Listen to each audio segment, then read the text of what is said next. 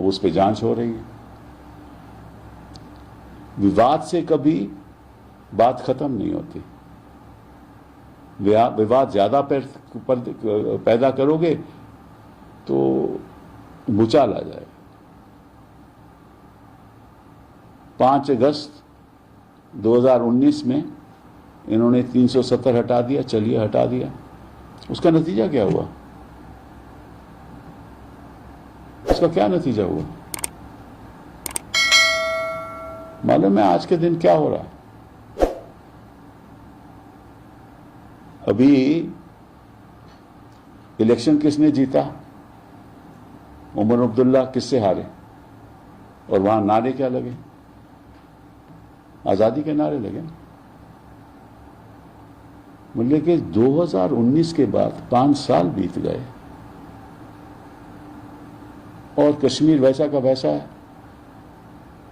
आपने आश्वासन दिया कि जल्द से जल्द हम इलेक्शन लाएंगे, होंगे कश्मीर के।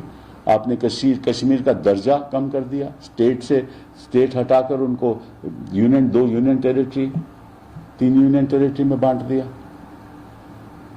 और कोर्ट को कहते रहे, पार्लियामेंट में कहते रहे कि हम जल्द से जल्द चुनाव कराएंगे। अब चुनाव नहीं कराते। क्यों नहीं कराते? कराइए चुनाव।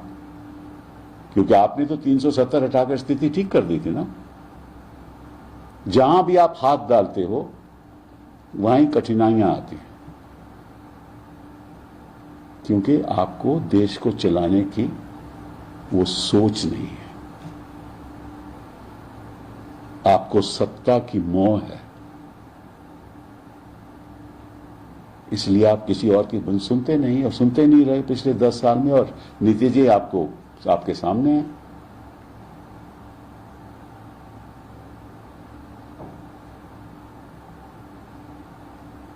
और मैं अपने चेयरमैन साहब जो हैं राज्यसभा, उनसे भी आग्रह करूंगा कि चलिए हमारी बात नहीं, कुछ और लोगों की जो आपको समर्थन देते रहे हैं उनकी बात सुन लीजिए। अरे विपक्ष को बोलने तो दीजिए। माइक काट देते हो, इंटरप्ट करते हो। हम आपका आदर करते हैं, हमारे अच्छे संबंध है, लेकिन ये मतलब नहीं कि आप एक संस्था को ऐसा बना दो कि लोगों की आवाज, प्रतिपक्ष की आवाज सुनवाई नहीं दे। सस्पेंड कर दो लोगों को। कैसे संस्थाएं कैसे चलेंगी?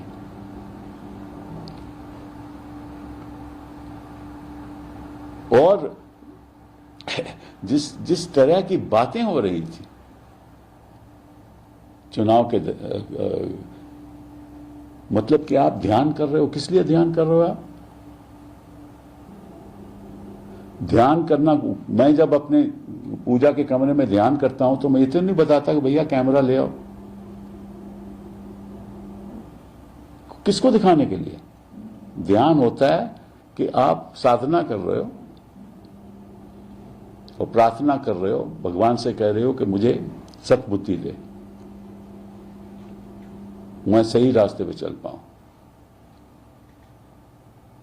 आप कैमरे ले जा रहे हो और टीवी चैनल 24 घंटे दिखा रहे हैं। इसका मतलब क्या है? ऐसे देश आगे कभी बढ़ सकता है? जो देश के सामने आज के दिन मुद्दे क्या हैं और अगले मैं 5 साल में या 2 साल में या 3 साल में, मुझे नहीं मालूम, 5 साल में आपको किन मुद्दों का ध्यान देना पड़ेगा? सबसे पहले पानी की समस्या। इस देश का जो वाटर टेबल है वो इतनी गति से नीचे गिर रहा है कि यहां पानी की बहुत भारी समस्या आने वाली है। आपने कभी चर्चा की पार्लियामेंट में? आपने अपने भाषणों में वही बोला, मंगलसूत्र और मटन,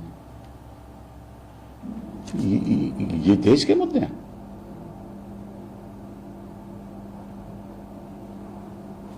क्लाइमेट चेंज, किस तरह से क्लाइमेट चेंज की वजह से कितना प्रभाव पड़ेगा हमारी कृषि के उद्योग पे। सीजन्स चेंज हो जाएंगे, जिस आधार पे हमारा किसान बोता है, अगर बारिश उसी समय मानसून के द्वारा नहीं आए और वो भी सीजन चेंज होगा तो बेचारा क्या करेगा, उसके बारे में कोई चर्चा नहीं। अलग अलग भाषाओं के बोलने वाले लोग हैं, उस पर आप विवाद डाल देते हो।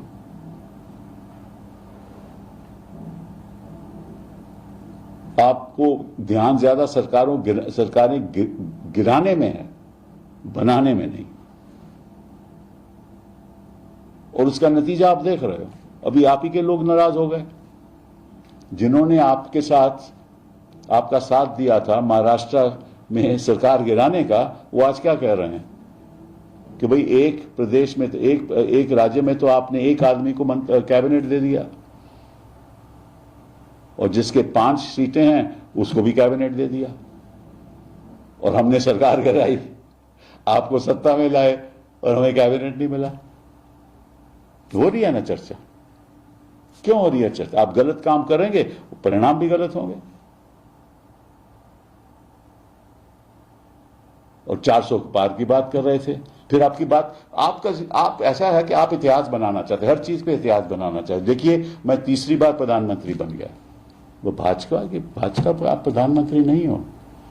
आप मत नेहरू जी से तुलना करो। नेहरू जी से 3 बार जब प्रधानमंत्री बने थे वो कांग्रेस के प्रधानमंत्री थे, और 2 बार बीजेपी प्रधानमंत्री के प्रधानमंत्री हो, 1 बार एनडीए के हो। तो अब मत करो नेहरू जी से तुलना। तो जो सोच नेहरू जी थी वो कभी आपकी हो ही नहीं सकती। आप तो कभी वाजपेयी जी के बारे में भी बात नहीं करते, छोड़िए नेहरू जी को, आप तो अपनी बात करते हो।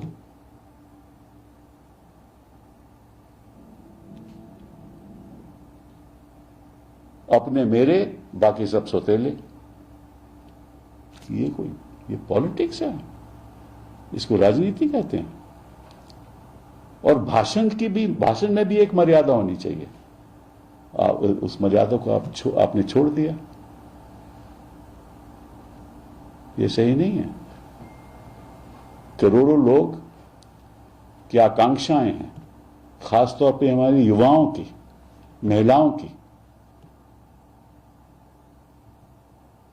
ऐसे ऐसे भद्दे आरोप लगे जा रहे हैं आप लोगों के, कुछ लोगों पे जो चर्चा में है। टीवी एंकर्स गाली दे रहे हैं जो भी चर्चा में है, और वही बात आप दोबारा टीवी एंकर जो खास तौर पे हैं, जो मेन स्ट्रीम चैनल वो दोबारा दोहराई हैं, वो दोहरा रहे हैं। और खास तौर पे मैं सीईसी को कहना चाहता हूं कि जो आपने किया, इस चुनाव में जो आपने किया, उसका खमियाजा तो भुगतना पड़ेगा। कैसे भुगतोगे वो तो हम बताएंगे, जरा थोड़ा इंतजार कर लीजिए। ऐसे कैसे हो सकता है कि आप अपनी मन मर्जी करो? संविधान के मुताबिक आप तो एक कर्तव्य दिया गया है, संवैधानिक कर्तव्य है। आपने उसको पैरों से नकारा है, ठोकर मारी है। वो सारे हिंदुस्तान के 140 करोड़ जनता पे की आकांक्षाओं को आपने नकारा। आपको कोई माफ नहीं कर सकता जिस तरह से आपने इस इलेक्शन में अपना कामकाज किया। हम तो केवल सच्चाई इस देश के सामने रखेंगे।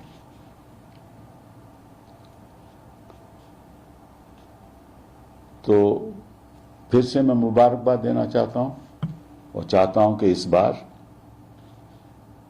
हमें देश को आगे बढ़ाना है, हमें किसी व्यक्ति को आगे नहीं बढ़ाना। और देश जो संसद में बैठे हुए लोग हैं उन्हीं से बनता है, जो जीत कर आए हैं उन्हीं से बनता है, उन्हीं की सहमति के साथ आगे बढ़ना है।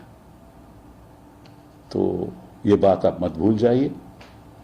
और जो मोहन भागवत ने आपसे कहा है, चलिए मेरी बात तो मत सुनिए, उन्हीं की बात सुन लीजिए। इन्हीं शब्दों के साथ बहुत बहुत धन्यवाद। Sir, I have one specific question. You've been the HRD minister. Now there's a lot of controversy regarding NEET which is going on. Today the Supreme Court has also issued a notice to the National Testing Agency. What are your views on this? I think I have always said that, what is happening in our country, that everything is decided at the national level without full-scale consultation. Right? There are several states in this country. There are any number of local boards in this country. The teaching in those local boards is through a different system. Every school is not a CBSE school. Right? And many of the children don't have the wherewithal to even compete in the NEET exam. People speak different languages. So, and see, uniformity, and this is my personal view, I'm not reflecting any party's view because I'm not a member of any party. My personal view is there is no policy in this country that can be uniformly applied throughout the country. No policy in this country. You take HRD, you have different problems in different parts of this country, different states, you have different problems on education. Agriculture, different issues in different states. You can't have a one-size-fits-all policy. Therefore, what you need is talk to the states. We therefore had a planning commission. You stop talking to the states. We have a Niti Aayog which decides on its own. There used to be state representatives. There used to be regular dialogue. Delegations used to come. These are our issues. It all used to be discussed in a planning commission. It was presided over by a deputy chairman. Then formulations of policies used to take place. Then consultation with government at the center. So there's a whole process. Now you can't concentrate everything in the PMO and hope to actually administer India. It's just not possible. And unless you have the wisdom to understand that, and Pandit Nehru had that wisdom. Vajpayee ji had that wisdom. Narsimha Rao had that wisdom. Dr. Manmohan Singh had that wisdom. But you can't run amok and do what you want. So whether it's education or it's agriculture or it's skill development or it's climate change, because different parts of the country are affected differently, right? Floods, your depletion of your resources, mining, these are all issues that need to be discussed. People are making millions and billions of rupees on just mining, and a lot of this is, I'm sorry to say, a lot of this is done in a very suspicious manner. And the richest barons in this country are from these activities, gutka and all that stuff. And the kind of money that is generated and the kind of money power, this electoral bonds, for example, is the same. See, these are policies with a particular, not the nation in mind, with a particular objective in mind to empower yourself, so that you can defeat, as if the opposition is the enemy, as if I am an enemy, or everybody in the opposition is an enemy. We're not enemies. We're your partners in the development of this country. And we want India to be at the world stage as a leading power. But I'm afraid these policies that the path that you have taken in the last 10 years is not the right one. Okay. Thank you. Sir दो सवाल आज sir वो सभी charge ले रहे हैं ना, ministers का डिस्ट्रीब्यूशन हुआ सर पोर्टफोलियोज, तो उस पर एक सवाल मैंने बोल तो दिया अभी।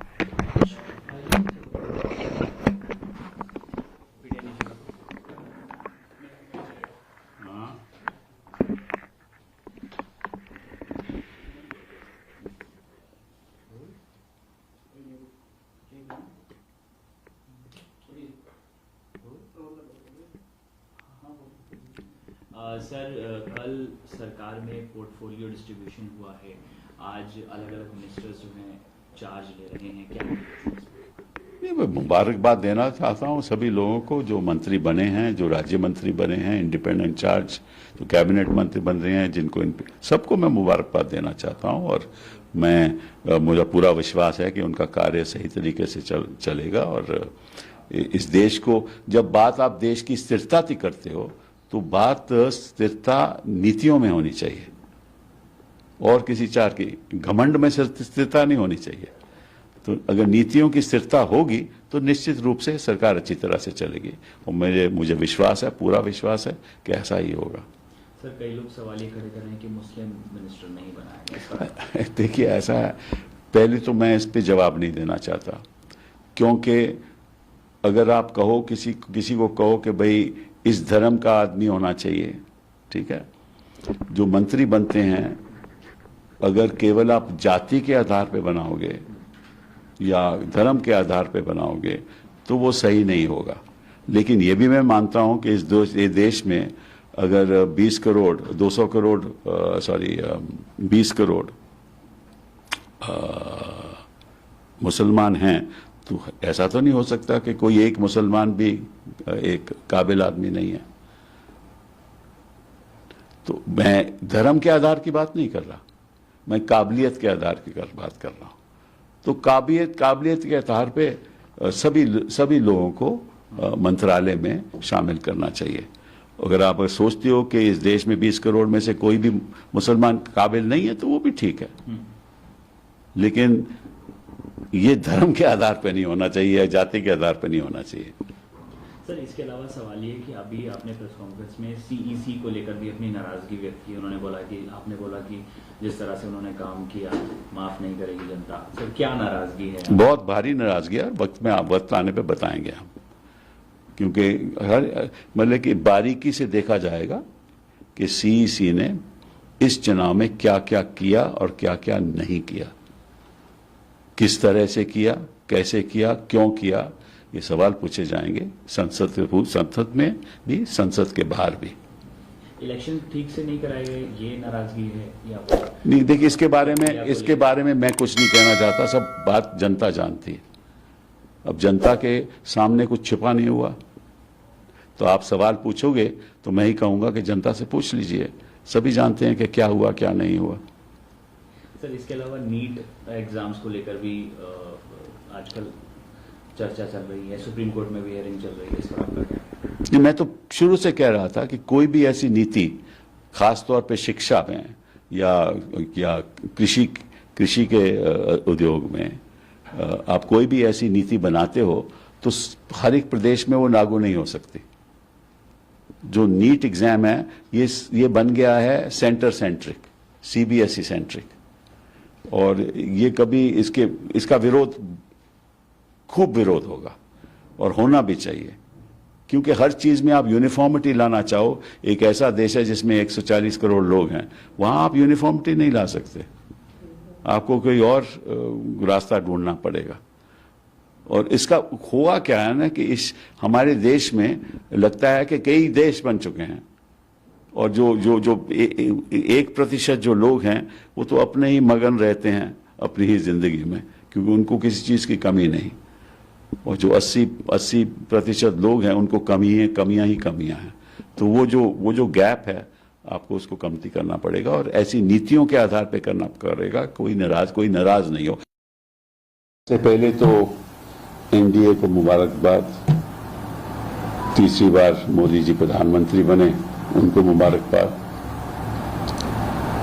और एक नागरिक की हैसियत से मैं कह सकता हूं कि हम चाहते हैं कि अच्छी सरकार चले, सबकी सुनवाई हो, और जो पिछले 10 साल में मोदी जी के कार्यकाल में, बीजेपी के कार्यकाल में जो हुआ है उसको दोहराया ना जाए। कई महीनों से मैं ये कह रहा हूं कि जो हमारा देश है उसको बयानों के दौर से एक ऐसा माहौल पैदा किया जा रहा है जैसे हम इस तरफ हम हैं और उस तरफ तुम हो। ये ठीक नहीं है। ठीक इसलिए नहीं है क्योंकि हमें देश को आगे बढ़ाना है, कोई न तो मोदी जी को बढ़ाना है जैसे न किसी और दल को बढ़ाना है। और मैं स्वागत करता हूं आज मोहनलाल भागवत जी ने एक बयान दिया है और वो बात मैं कई महीनों से खुद दोहरा रहा हूं।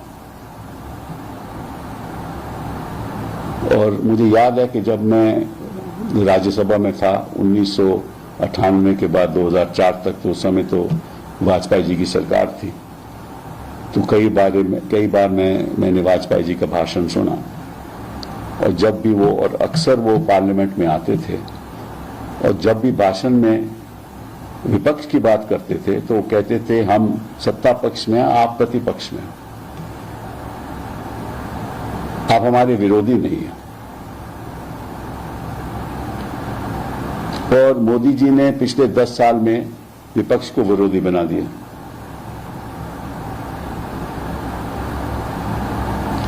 मैं ये भी कहता था कि हम पार्लियामेंट में तो सबकी सुनवाई होनी चाहिए, सुनवाई नहीं होती थी।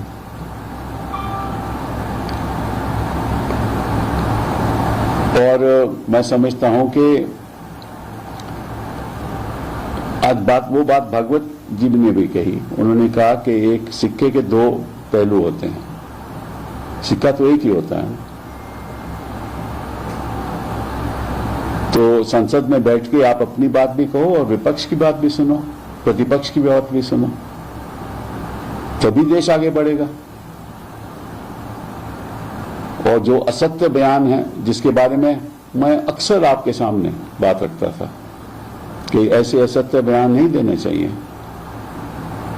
और रोज के रोज असत्य, रोज के रोज करवाहट, रोज के रोज नफरत, ये देश को कहां ले जाएगा।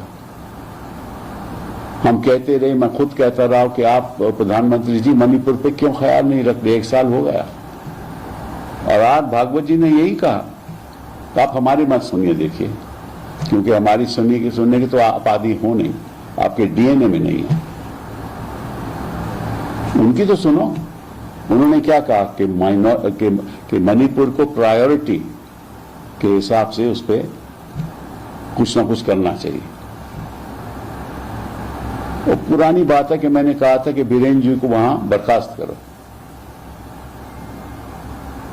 लेकिन आप एक रेसलर को बर्खास्त नहीं कर पाए। बीरेन जी तो कहां रेसलर के जो रेसलिंग संस्था के जो प्रेसिडेंट है उसको बर्खास्त नहीं कर पाए, तो इनको क्या बर्खास्त करोगे आप। और मुझे याद है, और वो बात मुझे आप लोगों को भी याद होगा कि 8 नवंबर 2016 में जब इन्होंने डिमोनेटाइजेशन का निर्णय लिया, नोटबंदी का निर्णय लिया, तो क्या कहा उन्होंने कहा कि इसकी वजह से आतंकवाद खत्म हो जाएगा। वो बात 2016 की है, और 2016 के बाद क्या हुआ, खत्म हुआ आतंकवाद, नहीं हुआ ना। तो कहते कुछ हैं, होता कुछ और है, क्योंकि ये किसी की सुनते नहीं। सुनेंगे तो निश्चित रूप से निर्णय सही होंगे।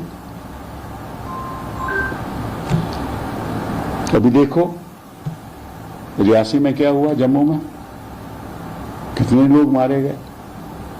और अब खबर यह है, मुझे नहीं मालूम सही है कि गलत है, कि एलईटी का हाथ है, लश्कर-ए-तोयबा का हाथ है।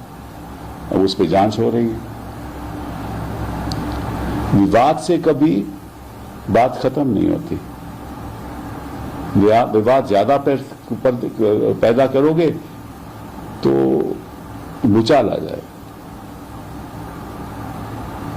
5 अगस्त 2019 में इन्होंने 370 हटा दिया, चलिए हटा दिया। उसका नतीजा क्या हुआ, इसका क्या नतीजा हुआ? मालूम है आज के दिन क्या हो रहा? अभी इलेक्शन किसने जीता? उमर अब्दुल्ला किससे हारे? और वहां नारे क्या लगे? आजादी के नारे लगे। बोले कि 2019 के बाद 5 साल बीत गए और कश्मीर वैसा का वैसा है। आपने आश्वासन दिया कि जल्द से जल्द हम इलेक्शन लाएंगे होंगे कश्मीर के। आपने कश्मीर का दर्जा कम कर दिया, स्टेट हटाकर उनको union 2 union territory 3 union territory में बांट दिया। और कोर्ट को कहते रहे, पार्लियामेंट में कहते रहे कि हम जल्द से जल्द चुनाव कराएंगे। अब चुनाव नहीं कराते। क्यों नहीं कराते? कराइए चुनाव, क्योंकि आपने तो 370 हटाकर स्थिति ठीक कर दी थी ना। जहां भी आप हाथ डालते हो वहीं कठिनाइयां आती हैं, क्योंकि आपको देश को चलाने की वो सोच नहीं है, आपको सत्ता की मोह है। इसलिए आप किसी और की बात सुनते नहीं और सुनते नहीं रहे पिछले 10 साल में, और नतीजे आपके सामने हैं।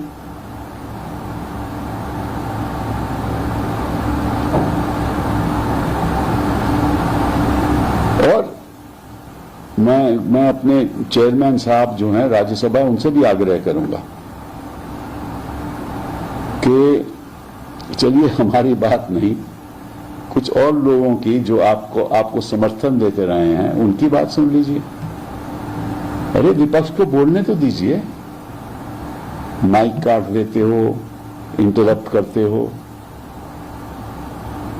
हम आपका आदर करते हैं, हमारे अच्छे संबंध है, लेकिन ये मतलब नहीं कि आप एक संस्था को ऐसा बना दो कि लोगों की आवाज, प्रतिपक्ष की आवाज सुनवाई नहीं दे। सस्पेंड कर दो लोगों को। कैसे संस्थाएं कैसे चलेंगी?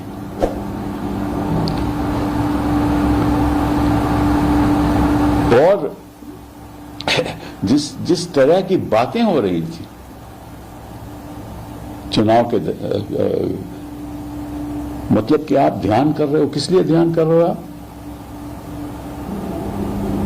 ध्यान करना, मैं जब अपने पूजा के कमरे में ध्यान करता हूं तो मैं इतना नहीं बताता कि भैया कैमरा ले आओ। किसको दिखाने के लिए? ध्यान होता है कि आप साधना कर रहे हो और प्रार्थना कर रहे हो, भगवान से कह रहे हो कि मुझे सद्बुद्धि दे, मैं सही रास्ते पे चल पाऊं। आप कैमरे ले जा रहे हो और टीवी चैनल 24 घंटे दिखा रहे हैं। इसका मतलब क्या है? ऐसे देश आगे कभी बढ़ सकता है? जो देश के सामने आज के दिन मुद्दे क्या हैं, और अगले मैं 5 साल में या 2 साल में या 3 साल में, मुझे नहीं मालूम, 5 साल में आपको किन मुद्दों का ध्यान देना पड़ेगा? सबसे पहले पानी की समस्या। इस देश का जो वाटर टेबल है वो इतनी गति से नीचे गिर रहा है कि यहां पानी की बहुत भारी समस्या आने वाली है। आपने कभी चर्चा की पार्लियामेंट में? आपने अपने भाषणों में वही बोला, मंगलसूत्र और मटन, ये देश के मुद्दे हैं।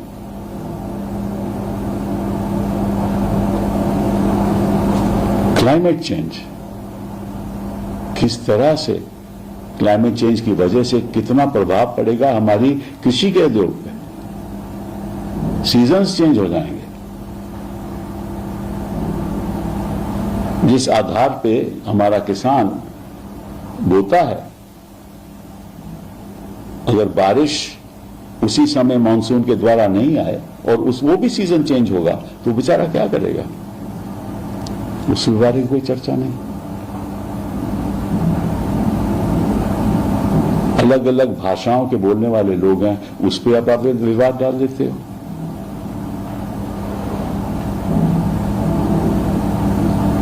आपको ध्यान ज्यादा सरकारें गिराने में है, बनाने में नहीं। और उसका नतीजा आप देख रहे हो।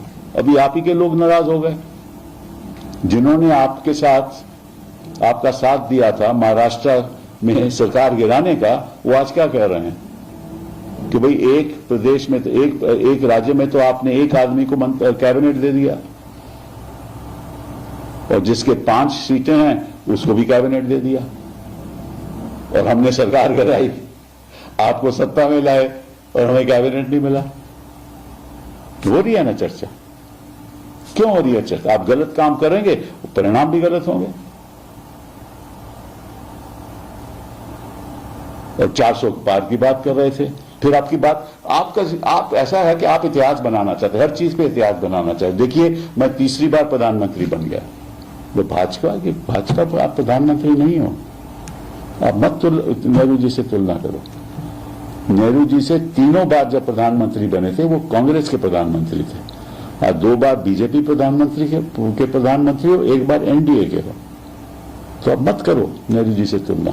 जो सोच नेहरू जी थी वो कभी आपकी हो ही नहीं सकती। आप तो कभी वाजपेयी जी के बारे में भी बात नहीं करते, छोड़िए नेहरू जी को, आप तो अपनी बात करते हो।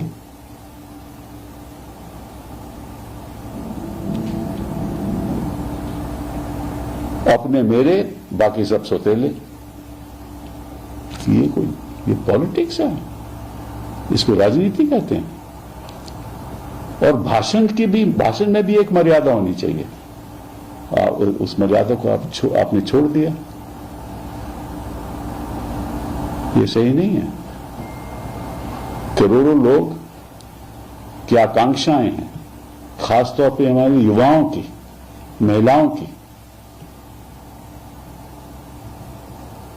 ऐसे भद्दे आरोप लगे जा रहे हैं आप लोगों के, कुछ लोगों पे, जो चर्चा में है। टीवी एंकर्स गाली दे रहे हैं, जो भी चर्चा में है। और वही बात आप दोबारा टीवी एंकर जो खास तौर पे हैं, जो मेन स्ट्रीम चैनल, वो दोबारा दोहरा रहे हैं। और खास तौर पे मैं सीईसी को कहना चाहता हूं कि जो आपने किया, इस चुनाव में जो आपने किया, उसका खमियाजा तो भुगतना पड़ेगा। कैसे भुगतोगे वो तो हम बताएंगे, जरा थोड़ा इंतजार कर लीजिए। ऐसे कैसे हो सकता है कि आप अपनी मन मर्जी करो? संविधान के मुताबिक आपको एक कर्तव्य दिया गया है, संवैधानिक कर्तव्य है। आपने उसको पैरों से नकारा है, ठोकर मारी है। वो सारे हिंदुस्तान के 140 करोड़ जनता पे की आकांक्षाओं को आपने नकारा। आपको कोई माफ नहीं कर सकता जिस तरह से आपने इस इलेक्शन में अपना कामकाज किया है। हम तो केवल सच्चाई इस देश के सामने रखेंगे।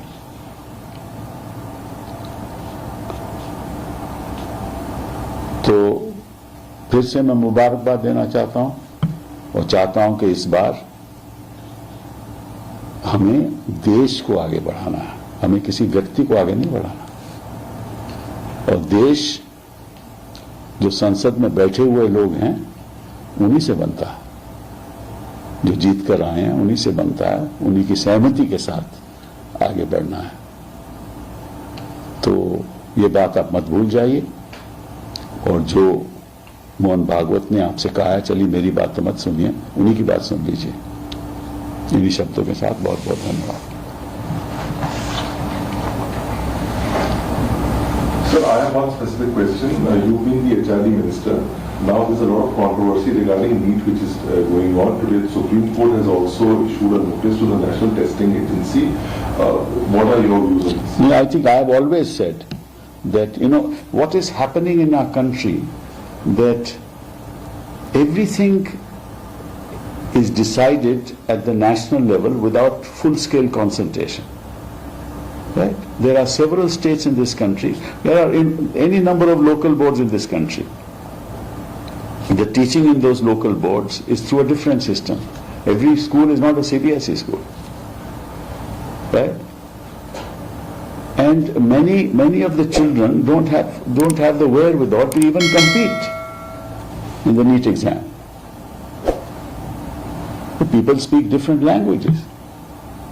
So, and see, uniformity, and this is my personal view, I'm not reflecting any party's view because I'm not a member of any party. My personal view is there is no policy in this country that can be uniformly applied throughout the country. No policy in this country. You take HRD, you have different problems in different parts of this country, different states, you have different problems on education. Agriculture, different issues in different states. You can't have a one-size-fits-all policy. Therefore, what you need is talk to the states. We therefore had a planning commission. You stop talking to the states. We have a Niti Aayog which decides on its own. There used to be state representatives. There used to be regular dialogue. Delegations used to come. These are our issues. It all used to be discussed in a planning commission. It was presided over by a deputy chairman. Then formulation of policies used to take place. Then consultation with government of the center. So there's a whole process. Now you can't concentrate everything in the PMO and hope to actually administer India. It's just not possible. And unless you have the wisdom to understand that, and Pandit Nehru had that wisdom. Vajpayee ji had that wisdom. Narasimha Rao had that wisdom. Dr. Manmohan Singh had that wisdom.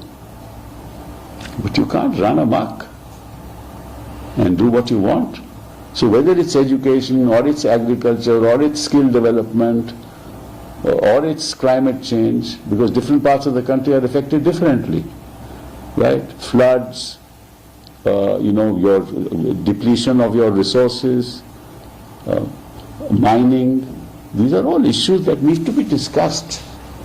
People are making millions and billions of rupees on just mining, and a lot of this is, I'm sorry to say, a lot of this is done in a very suspicious manner. And the richest barons in this country are from these activities, gutka and all that stuff. And the kind of money that is generated and the kind of money power, this electoral bonds, for example, is the same. See, these are policies with a particular, not the nation in mind, with a particular objective in mind to empower yourself, so that you can defeat, as if the opposition is the enemy, as if I am an enemy, or everybody in the opposition is an enemy. We're not enemies. We're your partners in the development of this country. We want India to be at the world stage as a leading power. But I'm afraid these policies that you have, the path that you have taken in the last 10 years is not the right one. Okay. Thank you. Sir दो सवाल करना आज sir वो सभी charge ले रहे हैं ना मिनिस्टर्स, कल डिस्ट्रीब्यूशन हुआ सर पोर्टफोलियोज, उस पर एक सवाल मैंने बोल तो दिया अभी। सबसे पहले तो एनडीए को मुबारकबाद, तीसरी बार मोदी जी प्रधानमंत्री बने, उनको मुबारकबाद। और एक नागरिक के हैसियत से मैं कह सकता हूं कि हम चाहते हैं कि अच्छी सरकार चले, सबकी सुनवाई हो, और जो पिछले 10 साल में मोदी जी के कार्यकाल में, बीजेपी के कार्यकाल में जो हुआ है, उसको दोहराया ना जाए। कई महीनों से मैं ये कह रहा हूं कि जो हमारा देश है उसको बयानों के दौर से एक ऐसा माहौल पैदा किया जा रहा है जैसे हम इस तरफ हम हैं और उस तरफ तुम हो, ये ठीक नहीं है। ठीक इसलिए नहीं है क्योंकि हमें देश को आगे बढ़ाना है, कोई न तो मोदी जी को बढ़ाना है जैसे कि न किसी और दल को बढ़ाना है। और मैं स्वागत करता हूं आज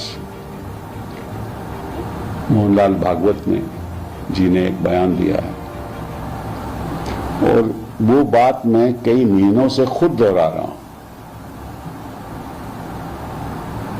और मुझे याद है कि जब मैं राज्यसभा में था 1998 के बाद 2004 तक, तो उस समय तो वाजपेयी जी की सरकार थी, तो कई बार मैंने वाजपेयी जी का भाषण सुना। और जब भी वो, और अक्सर वो पार्लियामेंट में आते थे, और जब भी भाषण में विपक्ष की बात करते थे तो वो कहते थे हम सत्ता पक्ष में हैं, आप प्रतिपक्ष में हैं, आप हमारे विरोधी नहीं हैं। और मोदी जी ने पिछले 10 साल में विपक्ष को विरोधी बना दिया।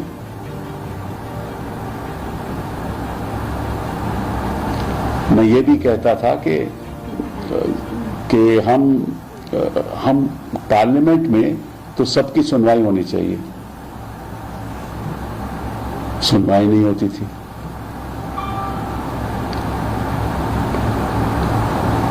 और मैं समझता हूं कि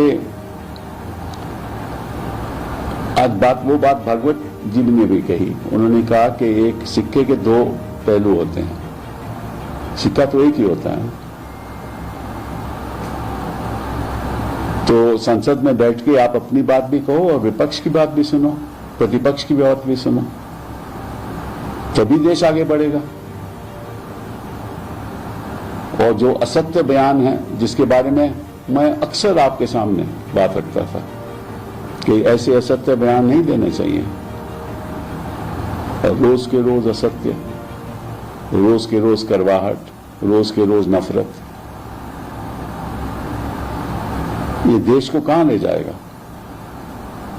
हम कहते रहे, मैं खुद कहता रहा कि आप प्रधानमंत्री जी मणिपुर पे क्यों ख्याल नहीं रखते, 1 साल हो गया। और आज भागवत जी ने यही कहा, तो आप हमारी मत सुनिए, देखिए, क्योंकि हमारी सुनने के तो आप आदि हो नहीं, आपके डीएनए में नहीं है। उनकी तो सुनो। उन्होंने क्या कहा कि मणिपुर को प्रायोरिटी के हिसाब से उस पर कुछ ना कुछ करना चाहिए। और पुरानी बात है कि मैंने कहा था कि बीरेन जी को वहां बर्खास्त करो, लेकिन आप एक रेसलर को बर्खास्त नहीं कर पाए। बीरेन जी तो कहां रेसलर के जो रेसलिंग संस्था के जो प्रेसिडेंट है उसको बर्खास्त नहीं कर पाए, तो इनको क्या बर्खास्त करोगे आप। और मुझे याद है, और वो बात मुझे आप लोगों को भी याद होगा कि 8 नवंबर 2016 में जब इन्होंने डिमोनेटाइजेशन का निर्णय लिया, नोटबंदी का निर्णय लिया, तो क्या कहा उन्होंने कहा कि इसकी वजह से आतंकवाद खत्म हो जाएगा।